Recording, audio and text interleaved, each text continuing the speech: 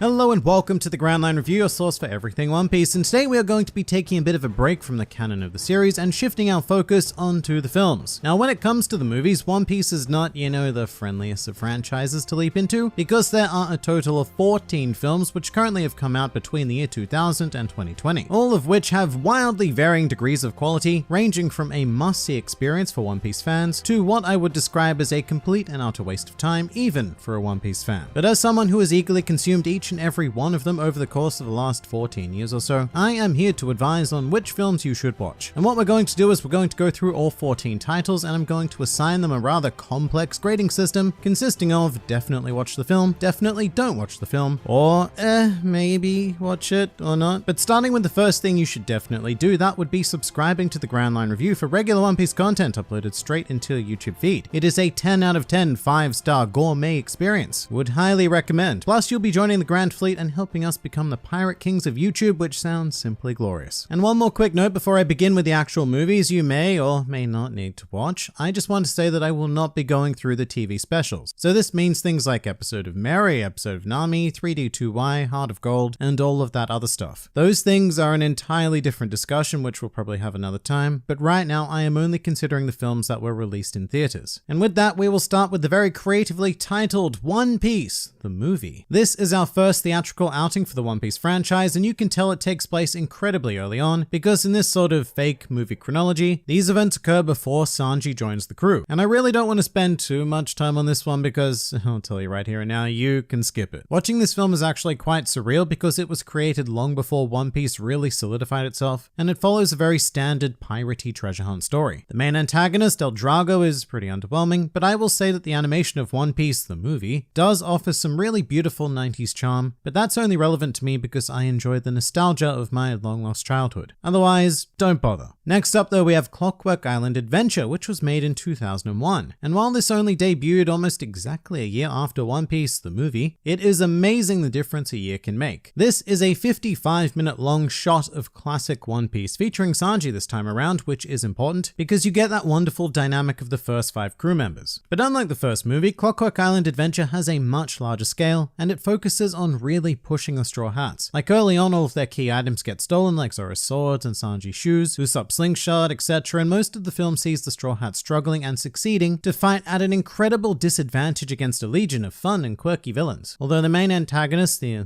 Bear King, is a bit meh, that's okay though because the rest of his crew makes up for that. And the fights themselves, rather shockingly for something that was made almost 20 years ago, are quite possibly some of the best in the series in terms of art and animation. But this is one you should definitely watch. It's fun, it's short, it's competent, and it's One Piece. Which is a lot more than I can say for movie number 3, Chopper's Kingdom on the Island of Strange Animals. Look, just don't do it. This is, in my opinion, the worst film in the entire series. The villain sucks, the child sucks, the premise is meh, although I will say it's probably worth looking up Zoro and Sanji's fights. They are the only, and I mean the only, redeeming factor of movie 3, because Zoro ends up facing off against a kick specialist, and Sanji fights a swordsman. So it's a nice flip on One Piece standards, which we really don't get too much in the canon itself. So yeah, look those up on YouTube and just completely abandon the idea of watching movie 3. It's 56 minutes long, but it feels so much longer. Moving on, we have movie 4 being Dead End Adventure, which is the first full-length feature being 95 minutes long, and this is a definite must-watch if only for the premise. Basically, the idea is that in an attempt to make some good old money, the Straw Hats enter a pirate race against a whole horde of other crews, including our main antagonist, Gasparde, a former Marine Vice Admiral, who is the first main villain in one of these films to really make me feel like the Straw Hats are definitely in over their heads. He has a terrifyingly commanding presence along with a candy syrup Logia fruit, and his fight against Luffy is well worth it. In addition, this film also features the first truly interesting side characters, one of which would be Shiraya, who in retrospect seems like the love child of Ace and Trafalgar Law. He has that cool guy vibe about him, but with some hard-hitting tragedy. But probably my favorite aspect about Dead End Adventure is that it's a story that takes place almost entirely at sea, which is one of those things where, for a pirate-based manga, that doesn't happen all that often in One Piece. So it's quite a rare experience, definitely recommended. Now continuing on the train of terrible odd-numbered One Piece films, I now give you One Piece Movie 5, The Cursed Holy Sword. Now initially this was the film I was most excited to see because it focuses on Zoro. This is his story where he has to confront and defeat a childhood friend, and as a proud Zoro fanboy, I was all on board with this idea. Or at least I was all on board with it until I saw it. And I'm not saying that this is impossible to do,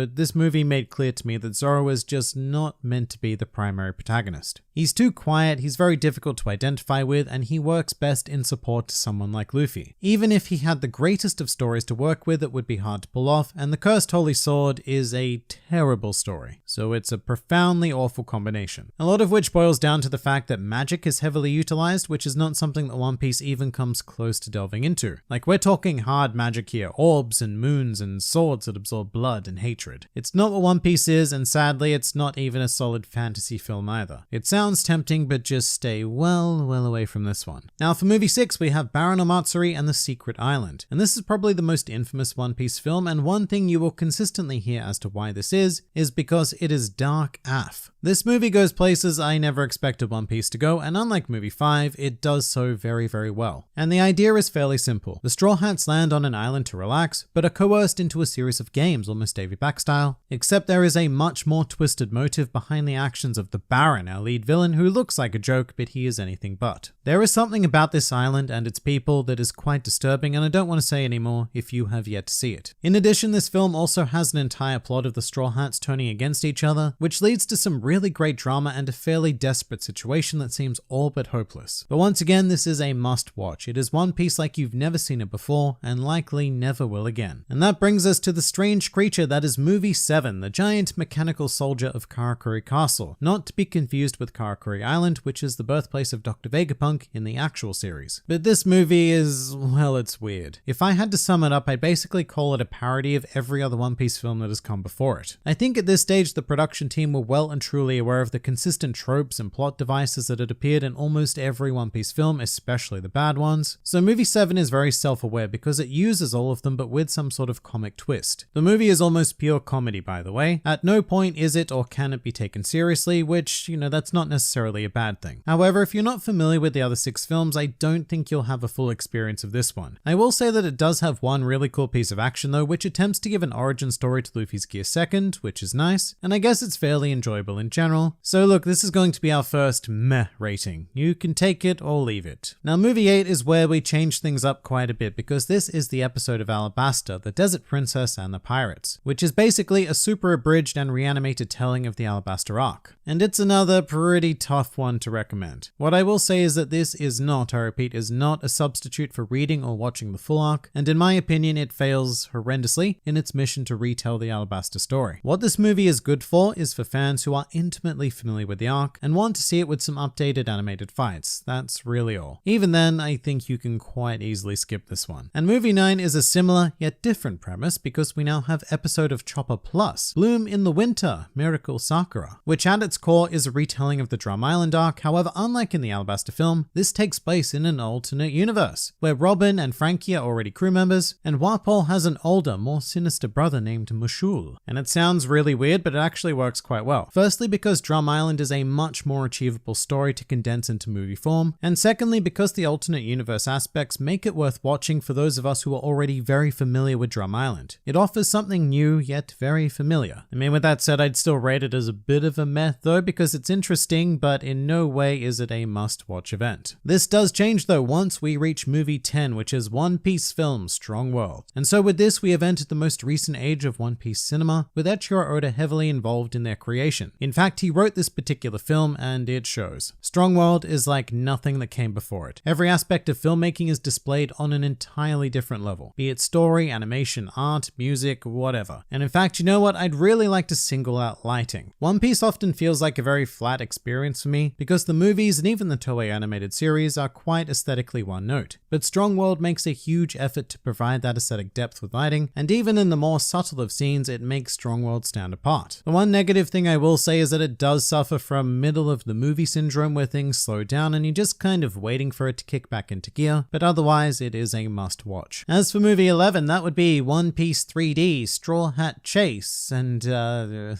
don't bother. It's a 3D CGI meh fest that's only here by technicality because it was released in cinemas paired up as a double feature with Toriko's 3D film. The full thing is also really painful to find and it's just not worth the time. Not worth the time to find and not worth the time to talk about, so we're moving on to movie 12, which is One Piece Film Z. An absolute must watch, which is the first movie to take place following the time skip, and it does something very interesting by having a more marine-centric story, which allows for characters like Kizaru, Kuzan, Garp, Kobe, and in fact almost every marine that had been created at the time was in the movie in some form or another, even if it was just a cameo. Which is pretty cool because these movies are usually a completely isolated affair. So Film Z feels connected to the world of One Piece like no other, and its main antagonist, Zephyr, is probably the most sympathetic. In fact, I still have to fight the tears every time I get to the end of this film because it hits so hard, but the animation is stunning, the fights are superb, and it's a great adventure. The only thing I really dislike are the technical devices like the endpoints and the Dynastones. They're just boring, they're overpowered, and they don't belong in this series. Everything else though, absolute must watch. Movie 13 now, and we have One Piece Film Gold, which I will say is a really good one to have your friends watch who may not be into One Piece. And that's because Film Gold gives you a solid One Piece experience with beautiful modern art and animation without the need to have followed the story up until that point, which with Film Z, you definitely needed to know what was going on in the One Piece world. Gold is just plain fun though. It's a heist film with a strong casino aesthetic, a ton of interesting villains, and I must say it holds a special place for me because it was the first One Piece film I saw in cinemas. It's definitely not perfect, but it does everything it needs to do, so it's a must watch. And finally, we have the most recent film, One Piece Stampede, and this, confusingly enough, is either a must watch or a do not watch under any circumstances. And that's because Stampede is what we would call an all-star film, which say Avengers Infinity War and Endgame, they could be called all-star films, although they're done much better, and with like 20 other movies of setup that Stampede did not have. Stampede takes an extraordinary amount of canon characters and throws them together in a single setting, being the Pirates Festival, which is concocted by a former member of the Roger Pirates for the very boring motive of fighting and killing the world's most powerful people, who, just as a side note, most of the world's most powerful people don't even show up. But anyway, One Piece Stampede is action porn, plain and simple. Most of the movie is fighting, like an extraordinary amount. I'd say 70, maybe even 80% of it is just fighting, and that can be exciting, but do not expect a story, do not expect a memorable main antagonist, certainly do not expect a memorable secondary antagonist, and finally, do not expect a satisfying ending to all of the madness that was created. However, I would very much recommend watching Stampede with a group of friends. I was lucky enough to see the Australian premiere of it with like 700 other people in a theater, and it was one of the greatest experiences I've had with this series. And that was all because of the people around me cheering when new characters appeared or fought. But you will not get that alone. Stampede is not a film, I would call it an event. Something to be experienced, but you're better off not treating it as a movie, and definitely do not try to show this to someone as their very first experience of One Piece. And that pretty much does it for the One Piece films you should and should not watch. But what do you guys think? Please do leave your thoughts in the comments below or even join my Discord server. And if you'd like to see more videos like this, then please do go and check out some of my other content or even subscribe to the channel for more glorious One Piece business uploaded straight into your YouTube feed. But for now, this has been the Grand Line Review, and I'll see you next time.